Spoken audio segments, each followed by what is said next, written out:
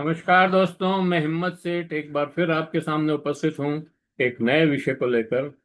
दोस्तों, आज 4 जुलाई है और आज के दिन ही अली खamenei साहब, जिनकी अ, अमेरिका के अमेरिका और इजराइल ने हमला करके 28 तारीख को हत्या कर दी गई थी, 28 फरवरी को उनका जनाजा आज निकलेगा। और आज उस जनाजा का शुरुआत होगी और 9 तारीख को वो उनको दफन किया जाएगा करबला में मतलब इराक के अंदर। तो ये चार चार पाँच पाँच पाँच छह दिनों का 4-5 दिनों का प्रोग्राम है। उसमें लगभग 100 लोग जो है, 100 देशों के नेता जुटने की संभावना है। अभी ये कंफर्म तो नहीं है कि कितने देश के जुटेंगे, लेकिन ऐसी संभावना व्यक्त की जा रही है कि 100 देशों के लोग इसमें जुटेंगे। और 5 शहरों से ये निकलेगा। मतलब तेहरान से शायद ये शुरू होगा और फिर कुंभ में जाएगा। वहां से फिर ये और भी कई जगह होता हुआ फिर जो है करबला में पहुंचेगा। मशहद भी जाएगा, कूम जाएगा, करबला जाएगा और नजफ नजफ जाएगा। इस तरह से ये 4-5 शहरों में होता हुआ जा पहुंचेगा वहां। लगभग 30 बड़े पूरे विश्व से के देशों के 30 देशों के प्रतिनिधि इस कार्यक्रम में पहुंच रहे हैं। भारत का भी एक प्रतिनिधि इसमें भाग लेगा। बड़े नेताओं की अभी कोई ज्यादा चर्चा नहीं है। कौन कौन वहां पहुंच रहे हैं इसका अभी तक कोई रिपोर्ट ऐसी नहीं है। और बहुत ही बड़ा प्रोग्राम है और 2 करोड़ लोगों के इसमें भाग लेने की संभावना व्यक्त की जा रही है। अगर ये 2 करोड़ लोग इसमें भाग लेते हैं तो ये विश्व का सबसे बड़ा जनाजे का कार्यक्रम हो जाएगा। और इससे बड़ा कभी कोई नहीं। इसके पहले पहले जो आयतुल्लाह खमेनी साहब का जो 89 में जब उन्होंने क्रांति की थी और उसके बाद जब उनका निधन हुआ, तब जो उनके जनाजे में 1 करोड़ से ज्यादा लोग इकट्ठे हुए थे। लेकिन अभी कहा जा रहा है कि 1.5 से 2 करोड़ लोगों का तो उनका बिल्कुल ईरान का अंदाज है। कई लोग 2 करोड़ ही बता रहे हैं कि 2 करोड़ इसमें शामिल होंगे। लेकिन जितने भी लोग हों, ये बहुत बड़ा एक कार्यक्रम होने वाला है। और ये कार्यक्रम केवल जनाजे का कार्यक्रम नहीं लगता है हमको। हमको लगता है कि ये कार्यक्रम एक शक्ति प्रदर्शन का कार्यक्रम भी है। मतलब बाकी तो क्या है, आप जब डेथ हुई तब उनको तब थोड़ी स्थितियां ठीक नहीं थी। तो जब ठीक हुई स्थितियां तब उनको जनता के दर्शन के लिए रख देते और दर्शन कर लेती जनता। और उनका बाहर के जितने भी प्रतिनिधि हैं या उनकी जो संवेदना है वो आ जाती और आप इसको जो है दफन कर देते। लेकिन नहीं, इसको पूरा अपना शक्ति प्रदर्शन के रूप में प्रदर्शित करने के लिए इतने दिन तक रखा। और अब जब समय ठीक हुआ है उनके लिए, बहुत दिनों से वहाँ वो भी युद्ध भी बंद हो गया है और एक एमओयू पे साइन भी हो गया। हालांकि उसमें अभी भी विवाद तो हैं, लेकिन फिर भी एक अच्छी स्थिति बनी है।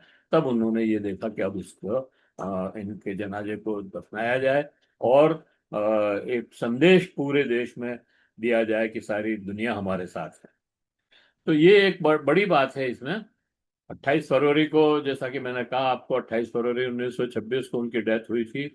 और अंतिम संस्कार उन परिस्थितियों में संभव नहीं था, इसलिए जो है बाद में अभी किया। मार्च से जून तक इसलिए टलता रहा कि ये युद्ध जारी था और अमेरिका और इजराइल जो है बराबर वो कर रहे थे, हमला कर रहे थे। और एटम मतलब उनके बॉम्ब और मिसाइल से और ड्रोन से हमला हो रहा था। तो उसमें ये उस संभव नहीं होता। जन्नाजी की रस्में तेहरान से आगे धार्मिक महत्व के शहरों तक पहुंचती है। सिया परंपरा से जुड़े प्रमुख स्थलों पर श्रद्धांजलि कार्यक्रम आयोजित किए जाते हैं। इसलिए भी इसको थोड़ा लेट किया गया। मसद में अंतिम दफन की तैयारी है। इसी के साथ लगभग एक सप्ताह तक चलने वाला राजकीय शोक कार्यक्रम समाप्त होगा। अब इस कार्यक्रम से पूरे विश्व पर क्या प्रभाव पड़ने वाला है, उसका एक संदेश हम बताते हैं आपको। जनता अब भी हमारे साथ है, ये एक बहुत बड़ा संदेश इससे पूरे विश्व में जाएगा कि 2 करोड़ लोग अगर उस जनाजे में शामिल होते हैं तो ईरान की जनता तो कम से कम भी जो 9 करोड़ के करीब है, उसमें से अगर 2 करोड़ लोग वहाँ शामिल होते हैं और दूसरे लोग भी मिल जाते हैं बाहर के विदेशों से भी, तो भी एक बहुत बड़ी संख्या उनके इस नेतृत्व के साथ है। एक संदेश तो ये जाने वाला है।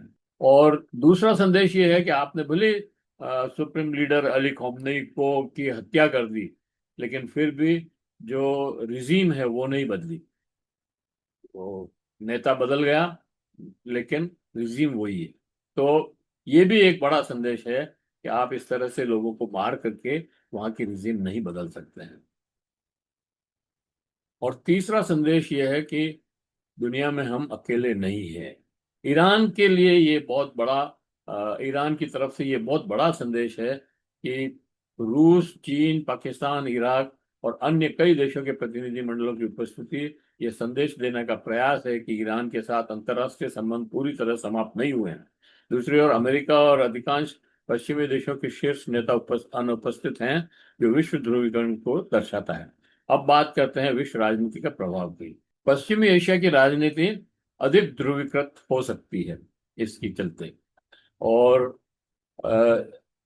अधिक ध्रुवीकृत मतलब ये जो गल्फ कंट्रीज हैं या इस्लामिक कंट्री हैं, वो ईरान के साथ जुड़ सकते हैं और इससे इजराइल को मुश्किल खड़ी होने वाली। अमेरिका, इजराइल, ईरान के बीच जो तनावपूर्ण पूरी तरह समाप्त नहीं हुआ है, इसलिए आने वाले महीनों में कूटनीतिक सामरिक घटनाक्रम पर भी दुनिया की नजर रहेगी।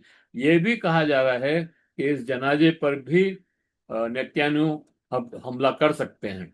हालांकि ईरान ने उसका पूरा प्रबंध किया है और ईरान ने नेतन्याहू को संदेश भी भेजा है कि अगर तुमने ऐसा किया तो इजराइल को हम बिल्कुल गाजा बना देंगे। लेकिन फिर भी ये संभावना इस संभावना से इनकार नहीं किया जा सकता है कि नेतन्याहू इस जनाजे में हमला कर सकता है। ऊर्जा बाजार और तेल की कीमतों पर भी इसका अप्रत्यक्ष असर पड़ सकता है, क्योंकि पश्चिमी बंग एशिया की स्थिरता वैश्विक अर्थव्यवस्था से जुड़ी हुई है।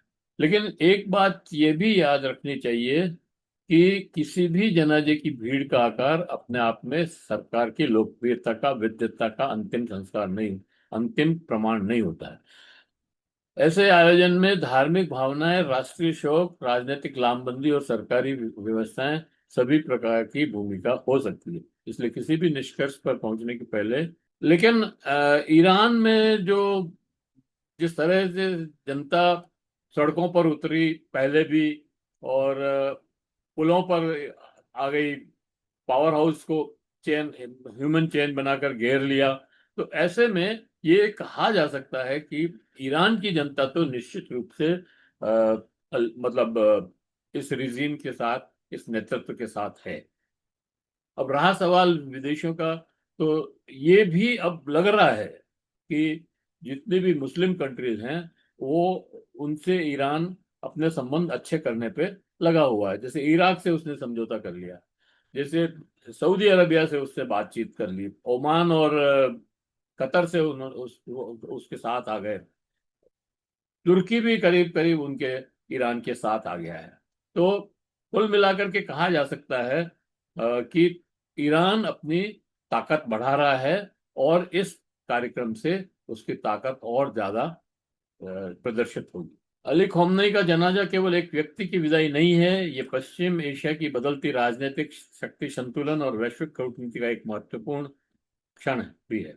आने वाले दिनों में यह स्पष्ट होगा कि यह शक्ति प्रदर्शन केवल प्रतीकात्मक था या वास्तव में ईरान की क्षेत्रीय और वैश्विक स्थिति को नया बल देने में सफल होता है। तो इस वीडियो को हम यहीं समाप्त करते हैं। आशा है आपको ये वीडियो पसंद आया होगा। अगर पसंद आया हो तो लाइक करें, फॉरवर्ड करें और लोगों को भी भेजें। और अगर आपने अभी तक भी हमारे YouTube चैनल महावीर समता संदेश को सब्सक्राइब न किया है तो सब्सक्राइब कर लें, बेल आइकन दबाना न भूलें जय हिंद, जय भारत। मिलते हैं फिर किसी और वीडियो के साथ।